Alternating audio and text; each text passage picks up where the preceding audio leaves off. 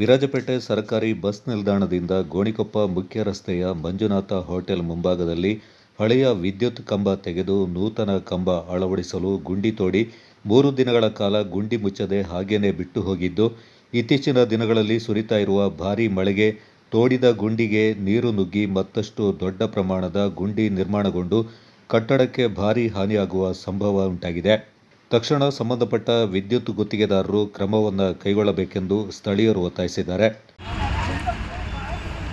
ಒಳಗೆ ಹೋಗ್ಬಿಟ್ಟಿದೆ ನೋಡಿ, ಈಗ ಲೋಕೇಶ್ ಕಂಬ ಬೀಳ್ತದೆ, ಈಗ ಕರೆಂಟ್ ಕಂಬ ಬೀಳ್ತದೆ, ಗ್ಯಾರಂಟಿ ಬೀಳ್ತದೆ.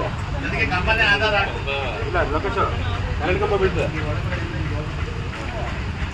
ಲೋಕೇಶ್ ಅಣ್ಣ ಕರೆಂಟ್ ಕಂಬದವರು ಸರಿ ಮೇಡಮ್, ನಾನು ಇಲ್ಲೇ ಇರ್ತೀನಿ, ನೀವು ಬನ್ನಿ. ಇದು ತೆಗಿಬೇಕಂತ ರೌಂಡ್ ಬಾರ್ ಅಲ್ಲ, ಅವರು ನಾನು ಹೇಳಿದೆ ಬರ್ತಾ ಇದ್ದೀವಿ ಅಂತ ಹೇಳಿದ್ರ ಎಷ್ಟು ಹೊತ್ತಾಗುತ್ತೆ ಅಂತ ಕೇಳಿದೆ. 10 ನಿಮಿಷದೊಳಗೆ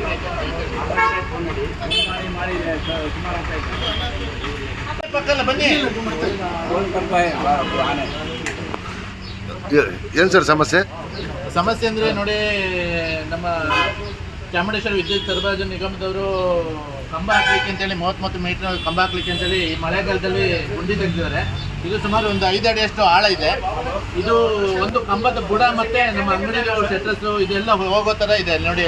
ಅಲ್ಲಿ ಅವರು ಗುಂಡಿ ತೆಗೆದ ನಂತರ ಮಣ್ಣು ಕುಸಿತಾ ಇದೆ. ಅವರು ಗುಂಡಿ ತೆಗೆದು 3-4 ದಿನ ಆಯಿತು, ಮುಚ್ತೀವಿ ಅಂತ ಅವರಿಗೆ ಮೇಲಾಧಿಕಾರಿಗಳಿಗೆ ತಿಳಿಸಿದಾಗ ಅವರು ಇವತ್ತು ಸಂಜೆ ಒಳಗಡೆ ಮುಚ್ತೀವಿ ಅಂತ ನಮ್ಮ ಮುನವರ್ ಭಾಯ್ ಅವರಿಗೆ ತಿಳಿಸಿದ್ದಾರೆ. ಆದರೂ ಕೂಡ ಇವತ್ತಿಗೆ 3 ದಿನನೂ ಆಯಿತು, 3-4 ದಿನ ಆಯಿತು, 3 ದಿನನೂ ಆಯಿತು. 3 ದಿನ ಆದರೂ ಕೂಡ ಇವತ್ತು ತನಕ ಯಾವುದೇ ಅವರು ಕ್ರಮ ಕೈಗೊಂಡಿಲ್ಲ.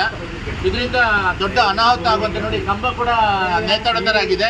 ದೊಡ್ಡ ಅನಾಹುತ ಆಗುವಂಥ ಸಂಭವ ಇದೆ. ಆದಷ್ಟು ಕೂಡಲೇ ಅವರು ಮುಚ್ಚಬೇಕು ಅಂತ ನಾನು ಕೇಳ್ಕೊಳ್ತೇನೆ. ಇದೇ ಥರ ಮಳೆ ಆದರೆ ಈಗ ಕಂಬನು ಬೀಳ್ತದೆ, ಬಿಲ್ಡಿಂಗ್ ಬೀಳುವ ಸಂಭವ ಇದೆ. ಈಗ ದೂರವಾಣಿ ಮಾಡಿ 3 ಸತಿ ಆಯ್ತು, ಯಾರು ಅದಕ್ಕೆ ರೆಸ್ಪಾಂಡೇ ಮಾಡ್ತಾ ಇಲ್ಲ. ರೆಸ್ಪಾಂಡ್ ಬಂದಿಲ್ಲ. ಚೀಫ್ ಆಫೀಸರ್ಗೆ ಇದು ಮಾಡಿದ್ದಾರೆ, ಅವರು ಬಂದಿಲ್ಲ.